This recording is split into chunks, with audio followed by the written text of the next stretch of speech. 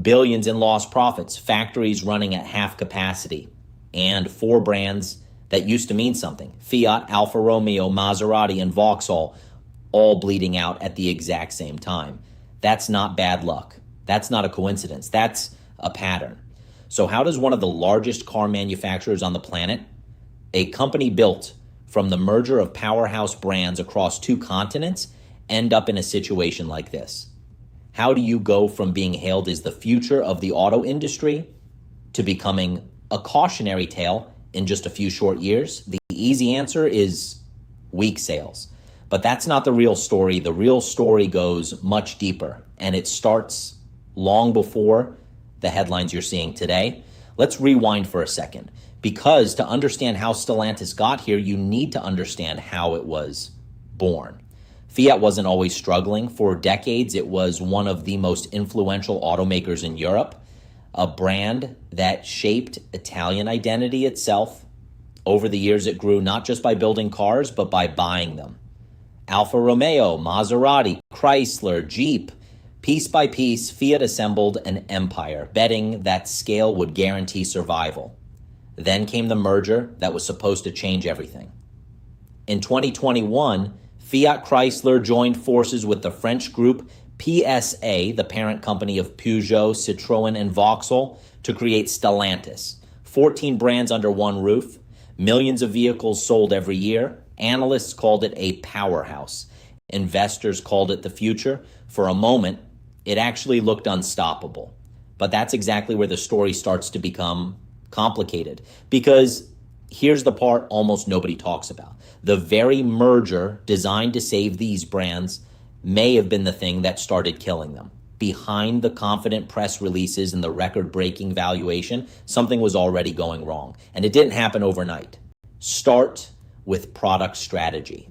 Instead of investing aggressively in new platforms and fresh designs, several core lineups were left to age quietly on dealer lots, while competitors rolled out newer, sharper, more efficient models. It looked like a small decision at the time.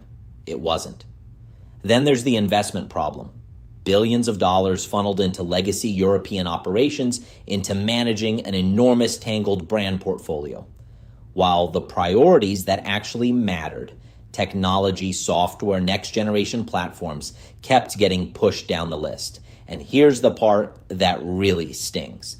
Innovation was delayed at the exact moment the industry needed it most. While rivals raced to modernize, Stellantis was still trying to figure out how to make 14 different brands coexist without stepping on each other's toes. That single failure would end up infecting almost every brand in the portfolio, which brings us to one of the deepest wounds in this entire story, because this is where things really start to fall apart. Somewhere along the way, every single brand under the Stellantis umbrella started losing what made it special in the first place. Take Fiat. For generations, it was the definition of accessible, everyday Italian motoring. Small, practical, affordable. Today, that identity is blurred. The lineup feels thin. The mass market appeal that once defined the brand has quietly eroded. Then there's Alfa Romeo, a brand built entirely on emotion, on the promise of Italian performance and design. Walk into an Alfa Romeo dealership today and ask 10 buyers why they chose Alfa over a BMW or an Audi. Most of them would struggle to give you a straight answer. That's not a marketing problem. That's an identity crisis. Maserati is arguably the most painful example. A brand meant to represent Italian luxury at the highest level essentially priced itself out of relevance, chasing exclusivity while bleeding out the volume and visibility it needed to survive. And then there's Vauxhall, once a household name across the UK, now practically invisible, overshadowed, underfunded, increasingly indistinguishable from its sister brands, because that's the deeper issue here. Badge, engineering, different logos, slapped onto strikingly similar platforms, similar engines, similar interiors. When every brand starts looking and feeling the same underneath, customers stop seeing a reason to choose one over another. Internal competition wasn't building strength inside Stellantis. It was quietly cannibalizing it. But this was only the beginning, because just when the company needed to focus internally, A massive external threat was accelerating from the other side of the world. China changed everything. While European legacy brands were still adjusting to electrification, the Chinese manufacturers were sprinting ahead.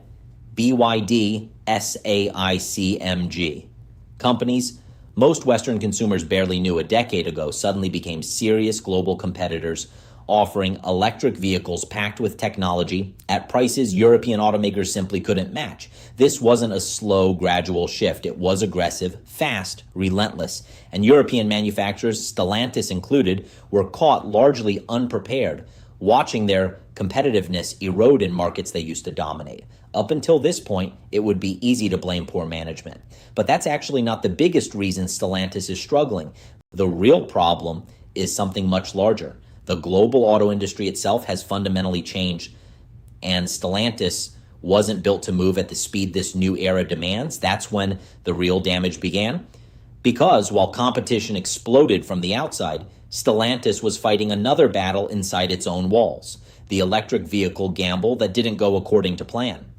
The company poured enormous resources into electrification, new battery investments, new EV platforms, ambitious targets designed to keep pace with the industry's shift away from combustion engines. But demand didn't move as fast as the strategy assumed it would. EV adoption in key markets slowed. Dealers were left holding inventory that simply wasn't moving. To push those vehicles out the door, heavy discounts became necessary, and those discounts ate directly into already thin profit margins. Add in tightening regulatory pressure across Europe, manufacturers forced to hit strict emissions targets or face massive fines, and you get a company squeezed from every direction at once. And this is where the numbers become almost unbelievable. Stellantis reported a collapse in net profit of more than 70% in a single year. Vehicle shipments dropped by double digits across key markets. Tens of billions of dollars in market value gone. Multiple plants across Europe and North America either idled production or cut shifts entirely. Thousands of jobs placed at risk almost overnight. This is no longer a story about slow sales in one region. This is a company under systemic financial strain, and everyone from factory workers to major shareholders is feeling it. Investor confidence took a hit as the stock price reflected the growing unease.